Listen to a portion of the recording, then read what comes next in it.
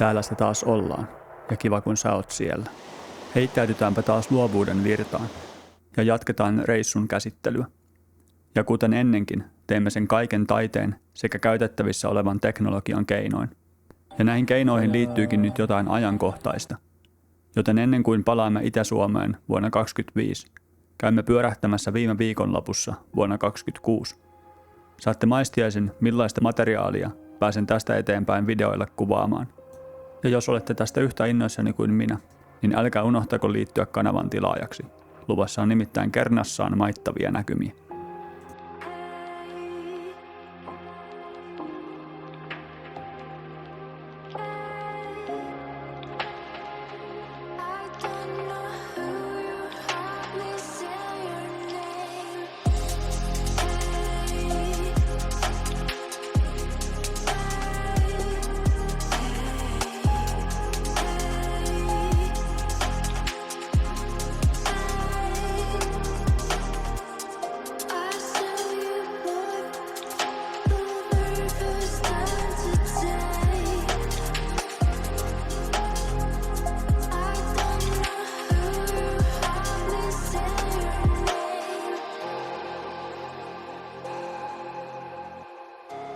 Käsiteltyäni nämä ensimmäisen drone-lennätyssession materiaalit, kiitin luojani siitä, että saan olla elossa ja tehdä jotain tällaista.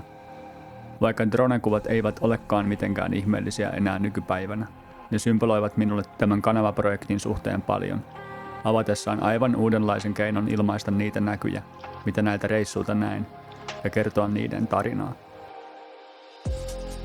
Palataanpa taas kesään 2025.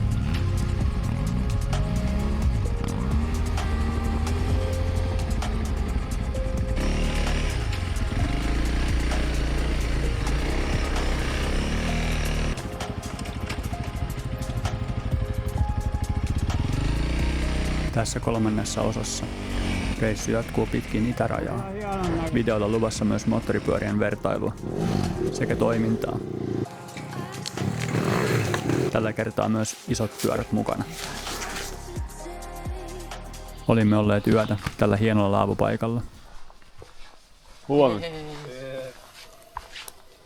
No niin, tässä aamun toimit alkaa olla loppusuoralla. Komia paikka tämä. Mikä nyt oliko tässä Ruunalta tulevan joen rannassa. Niin nyt laulaa niin sairaan kova. Peippohan se siinä. Leiri pakettiin ja matka jatkuu. Nousimme Lieksasta takaisin Kuhmon tienoille, itärajaa kulkevaa TET-reittiä pitkin. Kävin matkalla katsomassa monta mielenkiintoista paikkaa, mutta palaamme niihin vasta reissuleffan parissa, joka julkaistaan sitten videosarjan lopuksi. Siinä sitten koostetaan näitä sarjan parhaita paloja sekä sitten niitä rauhallisempia osuuksia, joita säästänä sinne toimintakohtausten väliin. Hetkinen, kuka sitä tuli? Siis mitä tapahtuu? Vaikuttais vähän siltä, että AT-ralliväki alkaa saapua mestoille. Nyt on itse tapahtumaa edeltävä päivä. Ja koska olemme jo valmiiksi paikan päällä, päätämme lähteä vähän jo testailemaan ajomestoja ja tarkastamassa tapahtumapaikan tilukset. Ja kuten huomaatte, allani on kassetainen kessu, joten myös pientä pyörien vertailua on luvassa. Mutta eikö olisikin jo tässä kohtaa aika taas palata ajohaasteiden äärelle?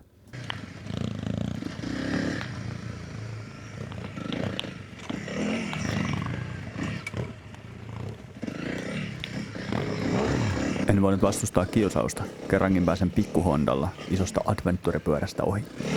Pyörässäni on kyllä se niin sanottu puolustusvoimien alustapaketti.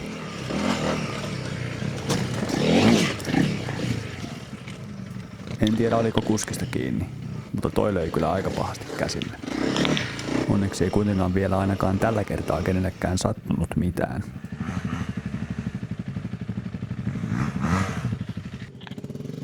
Miten tää lähti käyntiin? Tosta. Päästyämme Kivikosta oli aika tehdä vähän pyörien vertailua.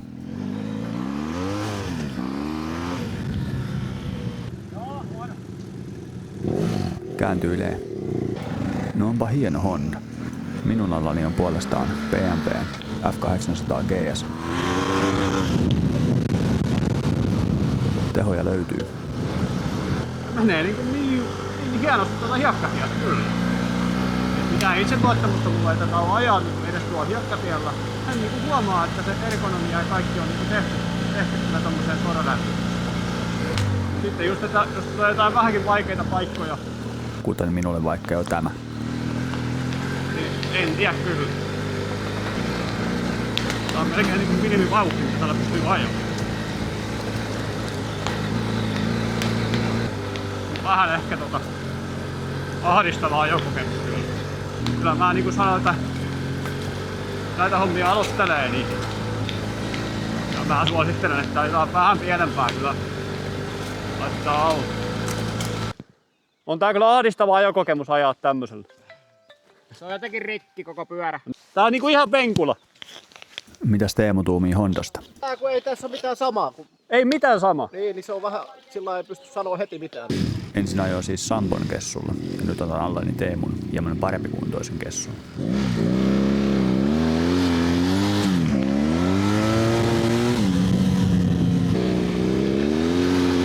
Hondalla ei kyllä paljon powerslidella toisin kuin tällä. Lopullinen tuomioni kasikessusta. Referenssinä tämä pikku 300L Honda. Ja viime kesänä allani ollut Yamahan T7. Vertaisin kasikessua panssarivaunuun.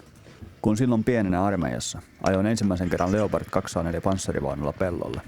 Oli tunne uskomaton. Se tuntui kuin ajasin laivalla. Minulla ei ollut kunnollista tuntumaa maahan. Ja vaunu kuin kellui kaiken yllä. Tuo tunne siirrettynä moottoripyöräilyyn tarkoittaa sitä, että sinun tulee pystyä luottamaan alustaan, renkaisiin ja pyörän geometriaan ja siihen, että hallintalaitteilla osaat aina korjata kaikki virheet.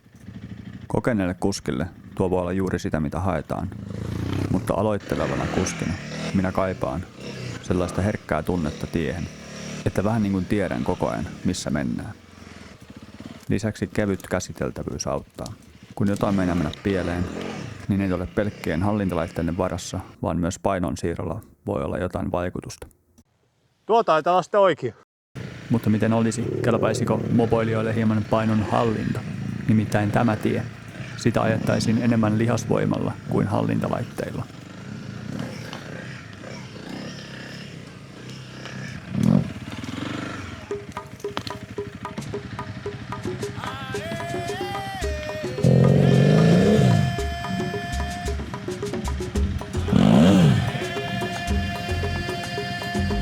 Ohjelmanumero.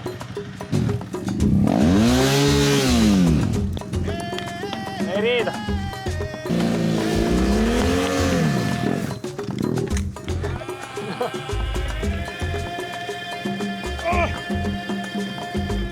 Koitetaanko vielä?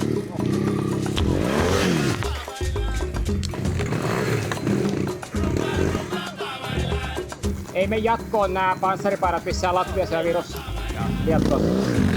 Ei mulla mitään mitä vähentää. Jos mulla olisi ajotakki, se olisi kenturilla kauan sitten. No mitään hyötyä. Ihan yhtä hikinen mä oon mulla takki tai ei. Jos vähän vähikkeessä laisin alas. Ai se tää ehtoolla kuivaa. Niin kuivaa, mutta aivan kato uittomärkänä nyt kaikki. Ei oo mullekin. Joo, mutta se olisi ottaa takki pois ja tunti sitten. Mihinkä mä se sitten laitan?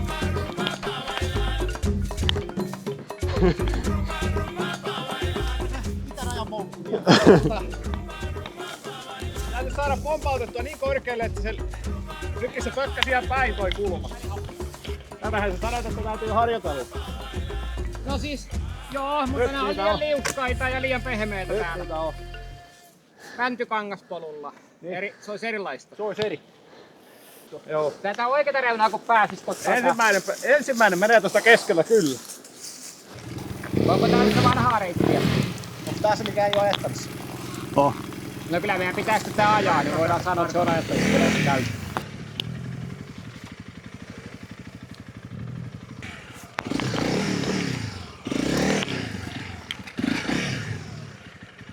No jos vähän muokkailee käsitettä ajettavissa, niin joo, kyllähän tämä on.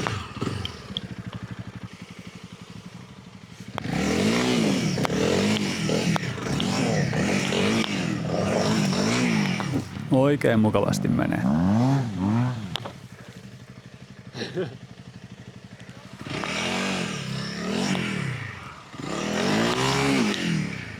No.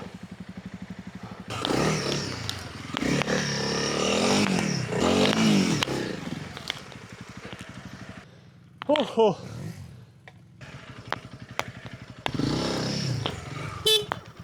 Tööttikikka taas käytössä. Se meni sinne. Ai. Lopputulos ei ihan yhtä hyvä kuin viime kerralla.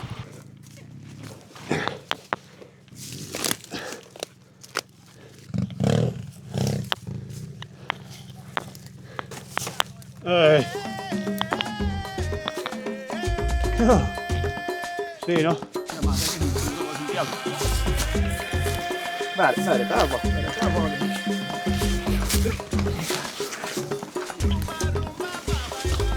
Niin vaan Sari pysyy pystyssä. Joo, pidä katso.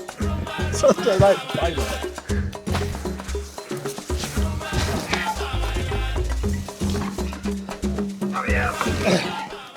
Jos kuitenkin välillä voisi käyttää myös niitä hallintalaitteita.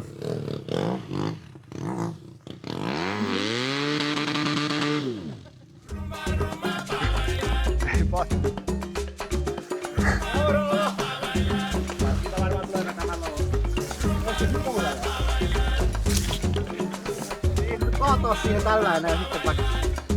Hoppa. Se puree tuonne maahan. Niin puree, se on kato niin vaan siellä.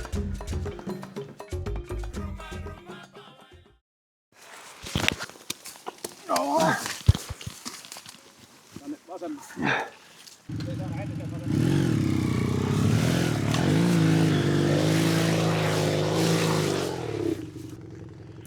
Ei. Mä jo pelkäsin, kun mä ajeltiin valtatietä, etteikö me ei tuu tänään mitään tahimista. Muut eivät omaa mielipidettään julkaisseet. Takaisinpäin oli tismalleen sama aihe. Oi. Tää oli tosiaan AT-reittiä tämän vuoden, joka sitten oli myöhemmin todettu ajokelvottomaksi. Kävimme sen myöskin omakätisesti siis toteamassa. Ja tullaan muuten toteamaan se vielä uudemmankin kerran. Mutta se on sitten seuraavan jakson aiheita. Itse päätapahtuman, reittien sekä aiheiden kanssa. Kone ei olisi enää loputtaminen.